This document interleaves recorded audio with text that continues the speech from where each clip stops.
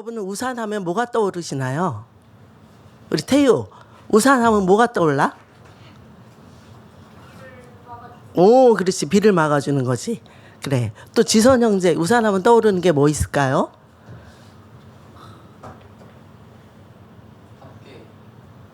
걸어가는 이미지가. 아, 걸어가는, 함께 걸어가는 이미지. 네. 우리 윤호 형제는 어떠세요? 저는 비 냄새가. 아, 비 냄새. 굉장히 로맨틱한. 네. 예. 그리고 우리가 여름에는 또 햇볕도 가려주잖아요. 그래서 모든 어려움과 뭐 이렇게 비바람을 막아주는 이제 그런 이미지가 떠오릅니다. 그런데 우리가 아주 어렸을 때 즐겨 부르던 동요가 있어요. 우산셋이란 노래가 있습니다. 저도 그렇고 다들 너무 처지셨는데 이거 한번 동요를 활기차게 불러봤으면 좋겠어요. 여기 띄워주시겠어요? 이거 노래 아시죠? 네. 저는 못 부르니까 여러분들 크게 좀 불러주세요. 시작. 옷을 내리는 이른 아침에 우산셋이 나란히 걸어갑니다. 파란 우산, 검정 우산, 찢어진 우산, 좁다란 학교 길을 우산 세 개가 하나를 마주대고 걸어갑니다. 네, 좋습니다. 네. 우리가 이게 동요라서 굉장히 밝고 환한 그런 분위기 속에서 부르는 거지만 한번 이 장면을 여러분들 한번 떠올려 보세요. 아이들이 학교를 가는 길에 많은 우산을 쓰고 막 가요. 어떤 아이는 파란 우산을 썼고 어떤 아이는 검정 우산을 썼고 어떤 아이는 노란 우산, 빨간 우산을 썼을 수도 있죠. 이렇게 강렬하게. 근데 어떤 아이는 찢어진 우산을 들고 간다는 거예요.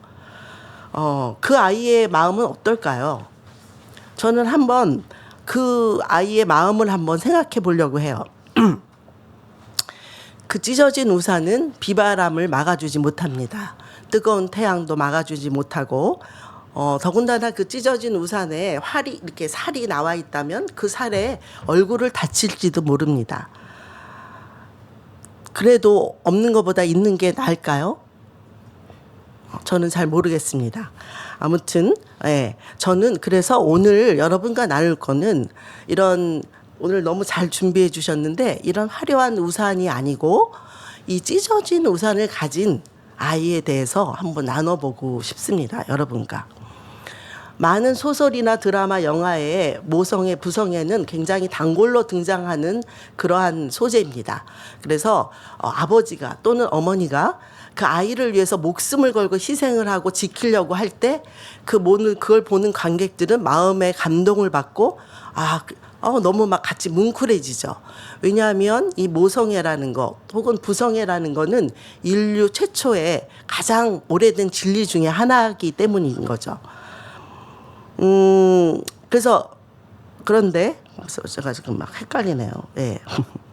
그만큼 자식에 대한 부모의 내리사랑은 너무나 진리로 우리가 진리불변의 사실로 알고 있습니다.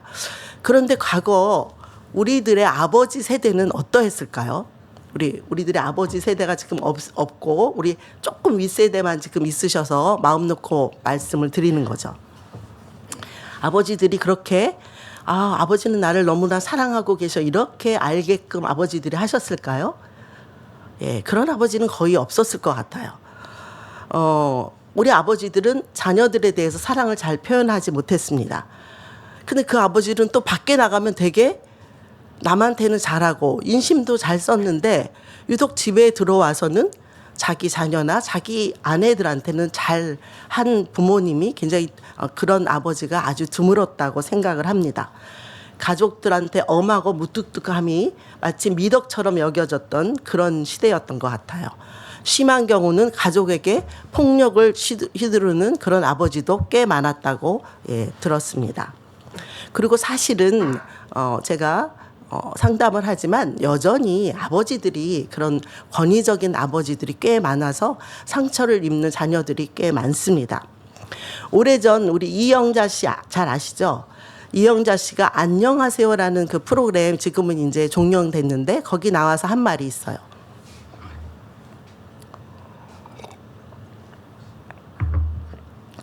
그 프로그램은 사연자들이 이제 사연을 보내면 그걸 가지고 이제 패널들이 얘기하고 뭐 그러는 거잖아요. 거기에서 어떤 사연자가 자기가 어렸을 때 부모님들이 너무 바빠서 2만 원을 항상 놓고 나갔다고 그래요. 그래서 자기는 너무나 외롭게 그렇게 부모님이 자기를 사랑한다는 사실을 모르고 자랐다는 그런 사연자가 있었어요. 그랬더니 그거를 듣고 이영자 씨가 막 울먹이면서 그런 말을 하더라고요. 굉장히 인상적인 말이었는데 이렇게 말을 했어요. 세상을 이기는 힘은요, 사랑을 가장 많이 받는 애들이 이길 힘이 생겨요. 우리 아버지는 한 번도 내 맘 알지 사랑하는 거라고 하지 않으셨어요. 낳다고 해서, 낳는다고 해서 말 안 해도 알 거라고 생각하죠? 아니요. 표현해줘야 해요. 알려줘야 해요. 아버지가 그렇게 못하면 엄마라도 번역해줘야 해요. 아버지는 너를 사랑하는 거란다. 나도 너를 사랑하는 거란다. 그런데 아버지는 안 해줬고 엄마도 안 해줬어요. 끝끝내 안 해줬어요. 내가 50이 됐는데도. 그래서 우리 세 자매는 우리끼리 똘똘 뭉쳐서 받지 못한 사랑을 우리끼리 해요. 또 나머지 세상을 살아가야 하니까. 우리끼리 사랑해서 남한테 사랑을 줘야 하니까. 그러면서 울먹이면서 이런 말을 하더라고요. 그래도 이분은 나눌 자매가 있다니 얼마나 다행이겠습니까? 그마저도 함께 나눌 대상이 없는 사람들은 살아갈 수 있는 힘을 어디서 얻을 수 있을까요?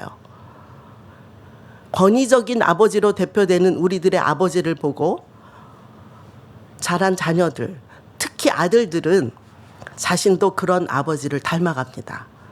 그러다 어느 날 내가 그토록 싫어하던 아버지의 모습을 자기 안에서 발견하게 되는 날이 오게 됩니다. 어떠세요? 여러분들은? 네. 신학자 유진 피터슨의 이런 말이 있습니다. 넘겨주시면 나올 텐데요.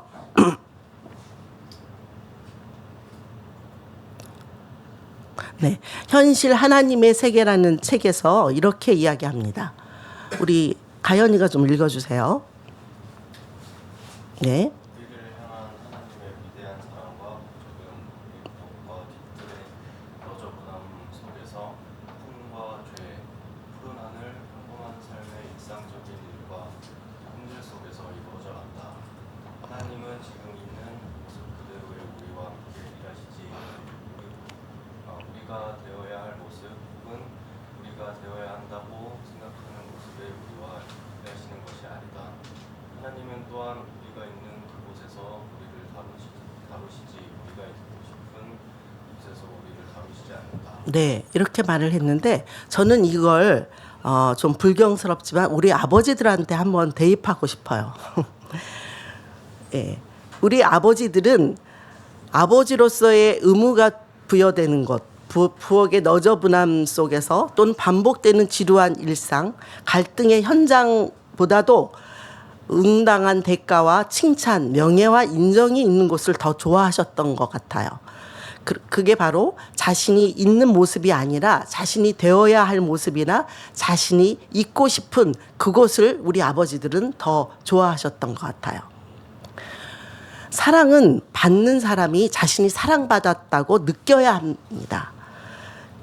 그리고 받아야 할 충분한 사랑을 못 받은 사람들, 부모로부터의 고단함과 세상의 풍파를 이겨낼 힘을 못 받은 사람들, 그 풍파에 흔들리다가 가정에 돌아와서 위로와 쉼을 얻고 다시금 세상 밖으로 나갈 힘을 못 얻는 사람들은 혼자 외로이 세상의 풍파와 맞설 수밖에 없습니다. 자신의 찢어진 우산으로 말이죠. 부모와 자식 관계에서 자식이 어릴수록 힘의 균형이 부모에게 있습니다. 당연하겠죠. 어린 자식은 절대적으로 부모에 의해 그 사랑의 질과 양이 달라질 수밖에 없기 때문에 자식은 철저한 을입니다. 그렇다면 우리가 이렇게 찢어진 우산을 가진 사람들은 도대체 어떻게 해야 될까요? 제가 여기 두 편의 아주 재미있는 가족에 대한 영화를 소개해 드리겠습니다. 여기서 왼쪽 가족의 탄생이라는 영화는 우리 한국 영화고요. 그 오른쪽에 있는 어느 가족이라는 영화는 일본 영화입니다. 근데 되게 재미있어요. 두 포스터만 보면 어떤 모습이 생각이 나시죠? 네? 되게 화목하고 행복한 그런 가족이 떠오르시죠? 물론 그렇습니다. 그런데 이 가족의 구성원이 너무 재밌는 거예요. 어떠냐면 여기 왼쪽에 가족의 탄생에 나오는 구성원은 어떤 게 관계가 되냐면 그 여기 문소리가 나와요. 문소리와 엄태웅은만 그 남매입니다. 근데 엄태웅이 여자들을 많이 이렇게 하는 그런 남봉꾼이죠. 그래서 둘은 나중에 그 남매는 같이 살지 않는데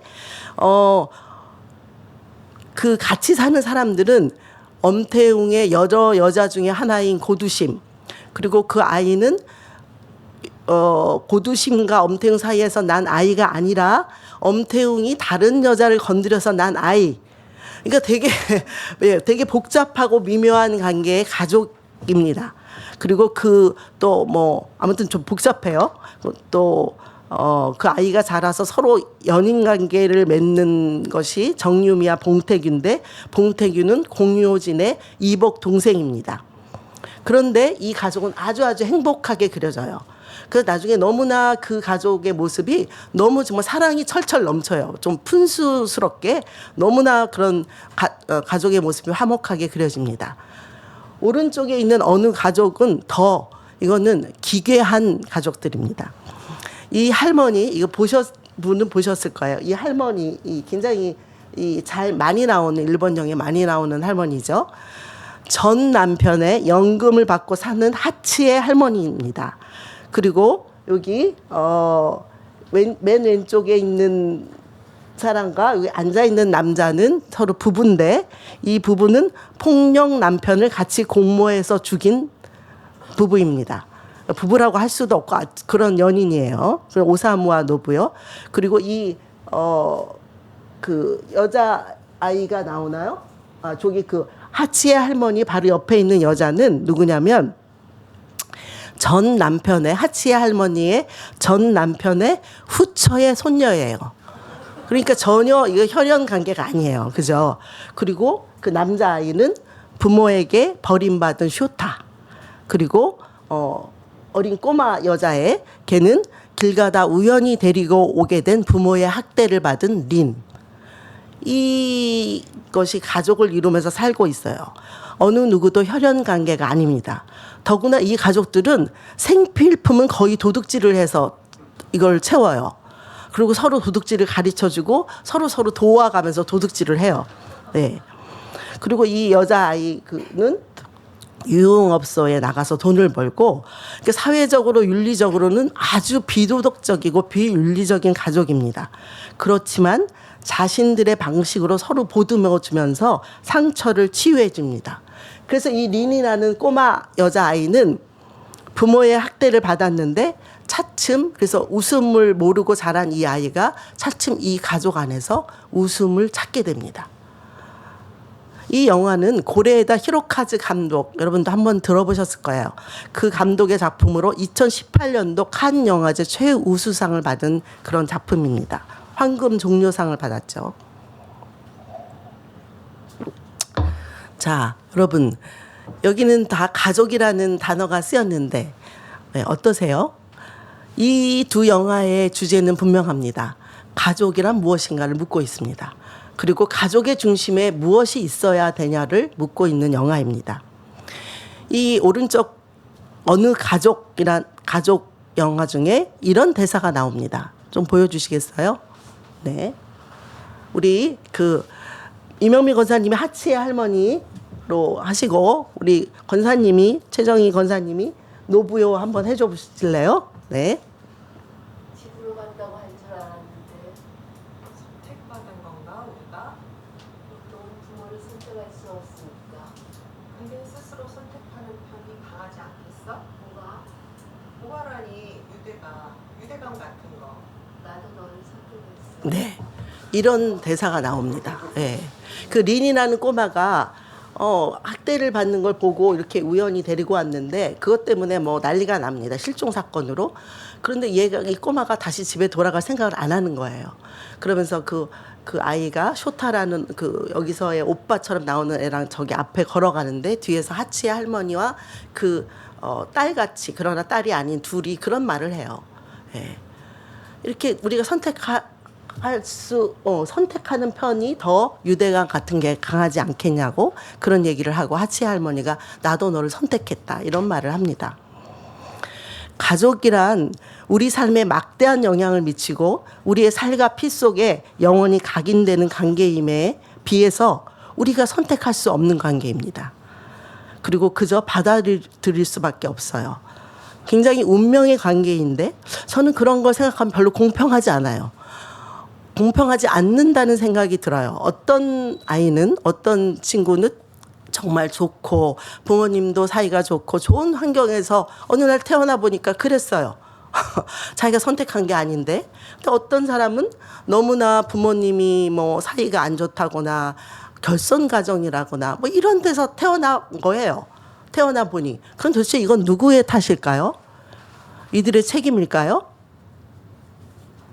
네. 그럼 어떻게 해야 되냐는 거죠. 우리가 그렇게 찢어진 우산을 갖고 살아가야만 하는 우리 사람들은 어떻게 해야 되냐고 저는 묻고 싶습니다. 그런데 우리에게는 새로운 가족이 또 생겼습니다. 여러분도 너무나 잘 아시는 것처럼 이 가족은 전적으로 하나님에 의해서 선택된 가족입니다. 우리는 하나님을 하나님 아버지, 하늘에 계신 아버지라고 부릅니다. 그리고 그 예수 그리스도를 믿는 믿음 안에서 우리는 서로를 형제요, 자매라고 이렇게 부릅니다. 더군다나 이 하늘에 계신 아버지는 말로만 사랑한다라고 하시지 않았습니다. 사랑을 끊임없이 보여주셨고 무엇보다도 자신의 독생자 예수를 죽게까지 사랑을 표현하셨고 그 표시가 바로 우리 십자가라고 할 수가 있습니다. 그 하늘에 계신 아버지는 오히려 부엌의 뒤뜰의 너저분함 속에서 우리와 함께 하시고 우리의 죄의 현장과 폭풍 같은 갈등 속에서 우리와 함께 하십니다. 반복되는 지루한 일상 속에 우리와 함께 하시고 우리의 가장 낮고 비천한 곳에서 우리와 함께 하시는 아버지이십니다. 우리는 그 하나님 아버지의 희생적인 사랑과 믿음 안에서 형제요 자매의 관계 속으로 들어가게 된 겁니다. 우리는 이 믿음의 가족 안에서 새롭게 자신을 정의하고 확장해 나가야 합니다. 자신의 찢어진 우산을 꿰매고 튼튼하게 만들어야 합니다. 그 첫걸음은 무엇일까요? 바로 용납입니다. 띄워주세요. 우리는 먼저 우리 자신을 용납해야 하는데 신학자인 폴 틸리는 존재의 용기라는 책에서 이렇게 말을 합니다. 우리 태훈이 오늘 너무 잘 듣고 있는 태훈이가 한번 읽어줄래?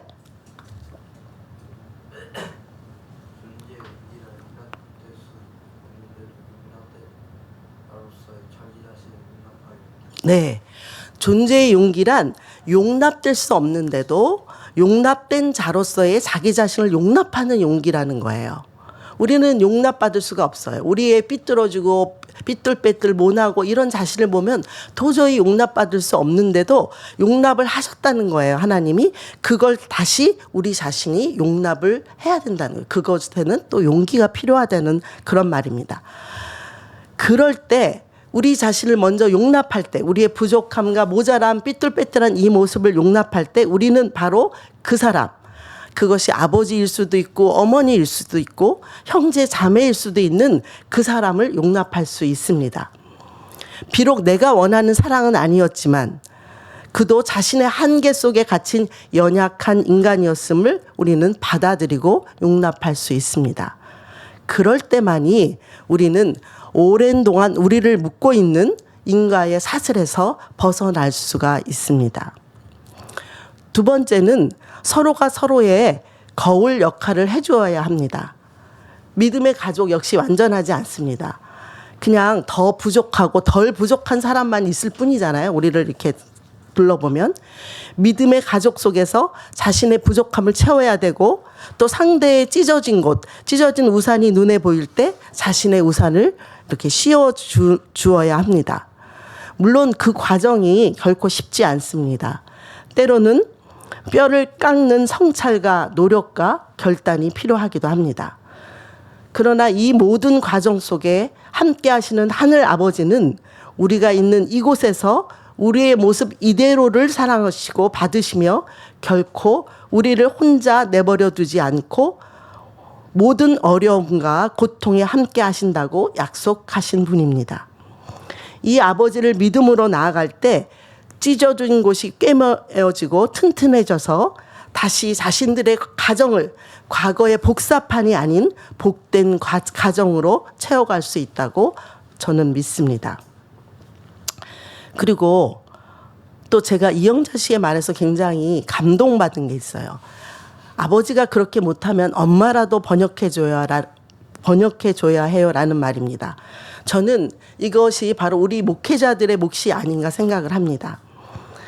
우리는 고통 속에 있는 성도들, 특히 찢어진 우산을 가진 사람들은 과연 하나님 아버지가 나를 사랑하는 걸까? 부모로부터 무조건적인 사랑을 받지 못했기 때문에 계속해서 그런 의문에 시달린다고 저는 생각을 합니다.